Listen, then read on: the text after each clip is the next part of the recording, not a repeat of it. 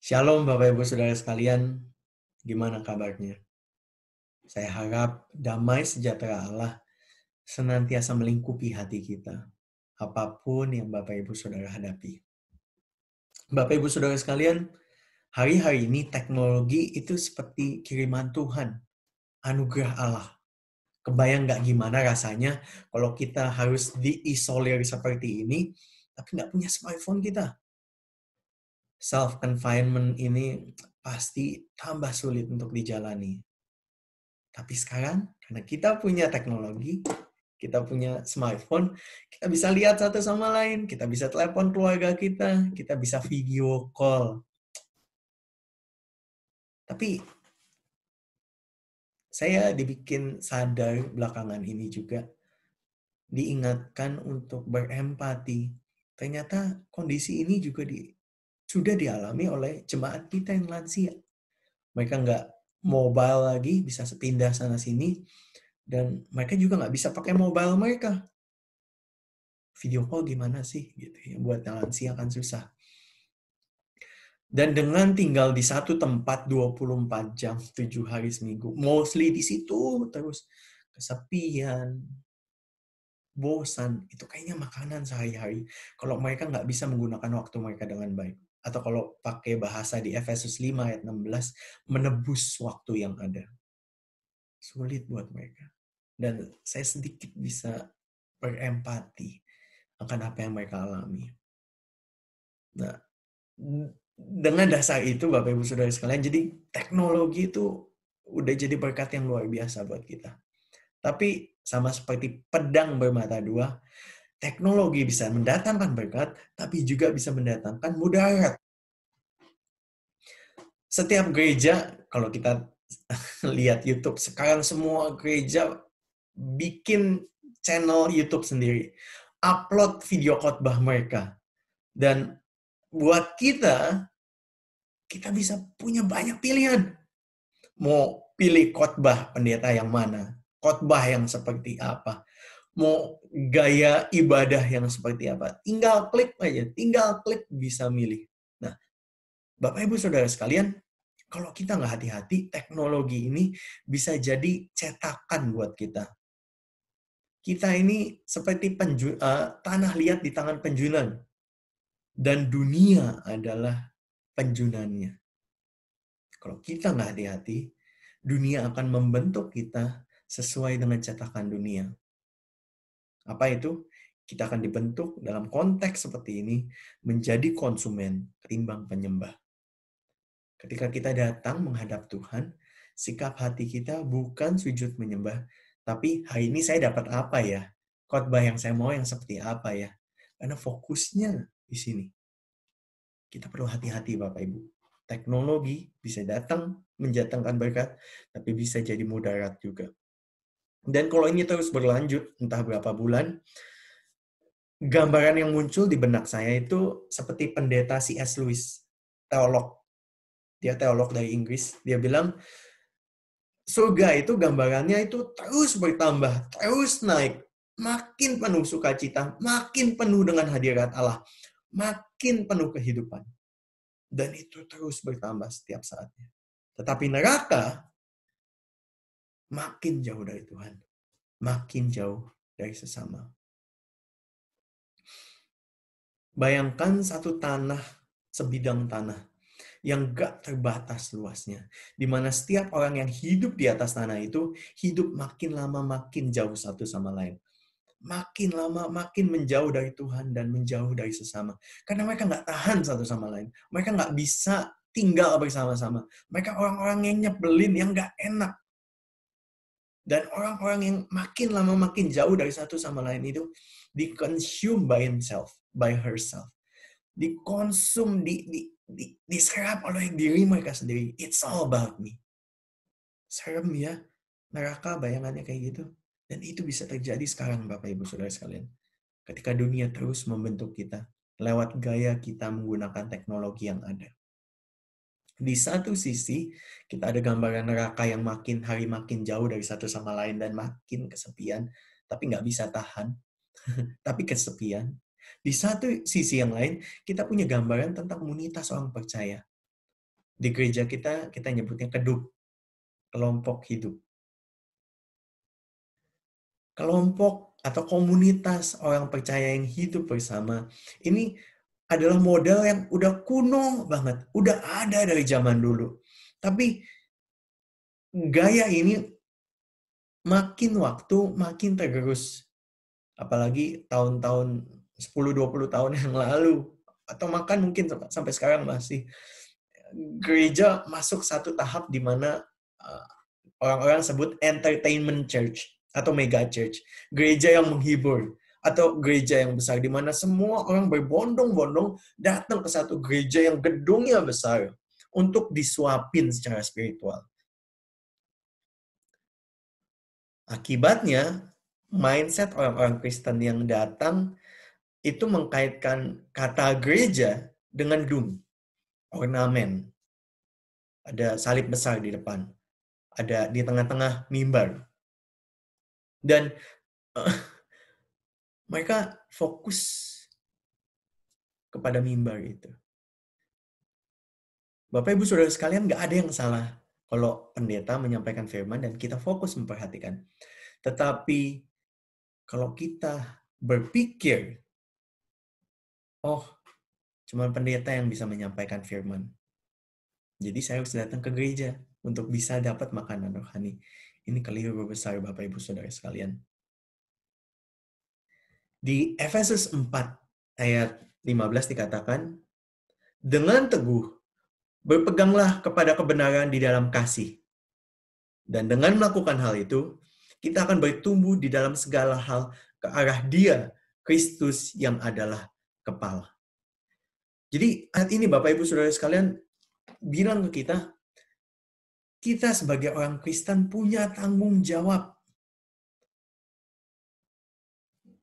Bukan hanya tugas pendeta untuk menyampaikan firman, tapi kita sebagai orang percaya, sebagai orang-orang Kristen, saudara seiman bagi satu sama lain, harus berpegang dan saling mengingatkan. Untuk orang lain juga berpegang kepada kebenaran ini. Mengingatkan dengan kasih. Karena lewat hal itu, kita akan saling menumbuhkan. Agar kita makin hari makin serupa Kristus yang adalah kepala gereja. Jadi gereja bukan gedung. Gereja adalah Kristus kepalanya dan orang percaya sebagai tubuh Kristus. Tubuh gereja. Kita adalah gereja. Nah, Bapak Ibu Saudara sekalian, saya melihat ada begitu besar potensi kesembuhan dan begitu besar anugerah yang Tuhan sudah titipkan di dalam komunitas orang percaya. Komunitas-komunitas ini. Kedup. Kelompok hidup. Kalau saja kita bisa melihat potensi ini di bawah segala hal yang buruk yang mungkin pernah kita alami, kita pernah konflik di gereja, kita pernah berantem beda pendapat, harga diri kita tercoreng, dan akhirnya kita nggak mau lagi dekat-dekat dengan orang-orang Kristen yang lain. Seandainya kita bisa lihat di bawah itu semua, ada potensi yang Tuhan titipkan. Saya yakin akan banyak orang mau masuk ke dalam kelompok kedup, kelompok hidup. Kenapa saya yakin? Karena saya tumbuh di dalam terapi kelompok. Di situ saya belajar apa artinya mengampuni orang. Dan apa artinya menerima pengampunan dari orang yang saya salahi, saya jahatin, saya curangin. Pengalamannya luar biasa Bapak Ibu. Dan saya yakin kalau semua orang bisa melihat hal ini, semua orang akan langsung join.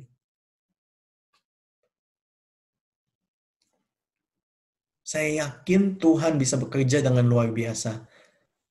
Kalau saja kita mau invest hidup kita, waktu kita, hati kita dalam kelompok. Kelompok yang tidak sempurna. Karena faktanya, nggak ada relasi apapun yang tidak akan mengecewakan. Pasti mendatangkan kecewa. Cepat atau lambat. Tidak ada institusi apapun yang bebas dari korupsi. Tidak ada lokasi apapun yang tidak ada masalah. Seperti yang kita bisa lihat sekarang di sekeliling kita. Tidak ada satupun momen dalam kehidupan orang yang tidak disentuh oleh dosa dan kejatuhan sejak Adam dan Hawa di Kejadian 3. Ini faktanya Bapak Ibu Saudara sekalian. Jadi kalau kita punya ekspektasi yang tidak realistis, kita nggak mau terima fakta-fakta ini, kita hanya akan menabur kekecewaan yang tidak perlu atas segala sesuatu. Dan tidak hanya berhenti di situ. Kalau ekspektasi yang tidak realistis ini kita tempatkan pada segala hal dalam kehidupan kita, khususnya dalam hal ini kita bicara tentang kelompok hidup, bagaimana kamu kan orang Kristen harusnya nggak nyakitin aku dong. Hal-hal seperti ini, unrealistic expectation. Ketika kita tempatkan, kita taruh itu dalam kelompok kita, saya yakin kita akan menarik diri, mencukupi diri dengan hidup menjauh dari kelompok. Dan kita hidup mirip sama gambaran tadi, pendeta C.S. Lewis tentang neraka. Sedih ya Bapak Ibu Saudara sekalian. Padahal kenyataannya setiap kita butuh untuk diselamatkan setiap hari. Setiap kita butuh untuk diampuni setiap hari. Dan setiap kita butuh anugerah Allah yang memampukan kita untuk bangkit. Kita butuh anugerah. We need grace. Karena nggak ada seorang pun dari kita yang bebas dari kehadiran dan kuasa dosa. Setiap kita sudah tercemar. Dan itu artinya setiap momen dalam hidup kita butuh diselamatkan dari diri kita sendiri. Dari pola pikir kita sendiri yang keliru. Tentu Bapak Ibu Saudara sekalian bisa melihat kedup ini sebagai suatu beban. Beberapa orang yang selama ini selalu sibuk kerja satu, kerja lain, kerja satu, kerja lain, Senin sampai Sabtu, Minggu gereja, Senin lagi Sabtu, Minggu gereja, begitu terus. Akhirnya karena disuruh diam di rumah, sekarang baru sadar, wah ternyata enak ya punya quality time sama keluarga. Selama ini nggak punya. Bapak Ibu menikmatinya. Dan kalau Bapak Ibu mengalami hal itu, saya ikut bersyukur Bapak Ibu. Saya ikut senang. Saya orang yang peduli banget spending quality time sama orang-orang dekat. Tapi Bapak Ibu Saudara sekalian, kalau di momen ini Bapak Ibu mulai pikir, oh, maybe this is the moment when I can do nothing. Ini momen di mana saya boleh nggak ngapa-ngapain. Saya bacain satu ayat dari Mazmur 119 ayat 105. Dibilang di sini, firman-Mu itu pelita bagi kakiku dan terang bagi jalanku. Firman-Mu pelita bagi kakiku dan terang bagi jalanku. Di tengah dunia yang rusak, kita hanya bisa hidup benar, hidup sesuai dengan kehendak Tuhan. Kalau kita jalan diterangi oleh firman Tuhan. Tapi kalau saya hidup, nggak sadar saya ini bobrok. Saya hidup, saya nggak terima realita bahwa dunia ini rusak. Akhirnya, saya nggak lagi merasa butuh Tuhan. Saya nggak lagi merasa saya butuh hikmat Tuhan yang begitu mulia. Karena nggak ada yang rusak dan nggak ada yang perlu dibetulin. I'm fine with everything. Dan ketika kita nggak cari kehendak Tuhan, kita nggak cari hikmat Tuhan, ketika kita berjalan dalam hidup ini, yang kita andalkan adalah hikmat manusia. Yang di sepanjang Alkitab sudah bilang hikmat manusia adalah kebodohan bagi Tuhan. Ketika kita mengandalkan kebodohan kita untuk hidup, yang terjadi adalah kita mendatangkan hal-hal yang sebenarnya tidak perlu kita alami. Kita memperumit situasi kita. Kita bikin pergumulan kita lebih berat dari yang seharusnya. Karena kita mengandalkan hikmat manusia, bukan hikmat Allah. Bapak Ibu Saudara sekalian, saya harap Bapak Ibu Saudara sekalian bisa melihat logika dari renungan saya hari ini. Bahwa dunia sekarang dipaksa untuk terisolir karena sakit corona ini, virus corona. Di tengah kondisi itu, kita sebagai orang percaya perlu terus cari tahu kehendak Tuhan. Gimana kita hidup di tengah konteks seperti ini? Bersyukur ada teknologi yang menolong kita. Tapi kalau kita nggak hati-hati pakai teknologi kita, justru dunia bisa pakai teknologi untuk membentuk kita menjadi gambar dan rupa dunia, bukan gambar dan rupa Allah. Dan gambaran C.S. Lewis tentang neraka yang muncul. Karena kita nggak mau invest hidup kita buat orang lain. Padahal itu panggilan setiap kita. Untuk saling menguatkan sebagai tubuh Kristus. Saling memperhatikan secara spiritual, secara fisik, dan secara emosional. Itu panggilan kita. Dan pasti kenyataannya setiap orang adalah orang berdosa akan saling menyakiti. Tapi di situ kita justru bisa mengalami anugerah Tuhan dengan mengalami pengampunan dan memberikan pengampunan. Itu pengalaman yang nggak bisa dibeli dan nggak bisa didapat kecuali kita ada di tengah-tengah komunitas. Saya harap Bapak Ibu Saudara sekalian nggak melihat kedua kelompok hidup, persekutuan yang kita adakan setelah hari Minggu dan di tengah minggu, setelah ibadah online di hari Minggu, itu sebagai suatu beban yang berat di pundak kita, yang harus kita tanggung. Tapi sebagai latihan barbel, angkat beban, untuk melatih otot-otot rohani dan otot-otot relasional kita. Sama seperti teknologi, Kedup bisa menolong kita untuk mengatasi, melewati masa-masa sulit ini. Bapak Ibu Saudara sekalian, seandainya kita bisa bergandengan tangan sebagai tubuh Kristus, yang Kristus adalah kepalanya, saling memperhatikan masalah atau tantangan sesulit apapun, seperti yang kita hadapi saat ini, akan kita bisa hadapi dengan sukacita, dengan damai sejahtera. Pertanyaannya jadi, terus saya harus ngapain? Gitu kan. What can I do now? So what? Bapak Ibu Saudara sekalian, Bapak Ibu bisa mulai dengan bikin kelompok sendiri. Kalau Bapak Ibu punya geng main, gitu ya. Bapak Ibu bikin grup sendiri, terus diskusikan siapa yang mau dijadikan fasilitator, kasih tahu namanya ke saya, ke elders, penatua, dan kita akan kasih training gimana bikin online fellowship lewat aplikasi Zoom. Atau Bapak Ibu Saudara sekalian, kalau pengen tapi belum punya kelompok, nggak tahu mau gabung sama siapa, Bapak Ibu bisa kontak saya. Atau nanti hari Minggu di website ipc.org.au/warta, ipc.org.au/warta. Di situ akan ada list kelompok-kelompok hidup yang akan cater fellowship setelah ibadah berakhir, ibadah online berakhir. Jadi itu bayangannya kayak ngopinya kita atau minum tehnya kita setelah ibadah biasa tiap hari Minggu. Sekarang ngopinya atau ngetehnya di platform online, di wadah Zoom itu, aplikasi Zoom. Bapak Ibu bisa pilih mau kelompok yang mana, tinggal klik, ada namanya di situ, dan Bapak Ibu bisa join. Saya encourage kalau Bapak Ibu internetnya oke, tampilkan videonya biar bisa saling lihat satu sama lain. Akhir kata, Bapak Ibu Saudara sekalian, tetap realistis. Sadari bahwa dunia rusak dan kita rusak. Semua orang rusak.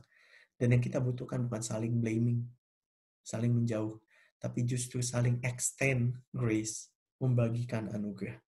Jangan putus asa, patah harapan, tapi tetap berharap. Karena ada amazing grace, anugerah yang besar yang Tuhan sudah siapkan bagi setiap orang yang menantikan hadirat Allah dan yang menantikan hikmat dari firman Tuhan. Selamat ketemu nanti hari Minggu. Tuhan memberkati kita.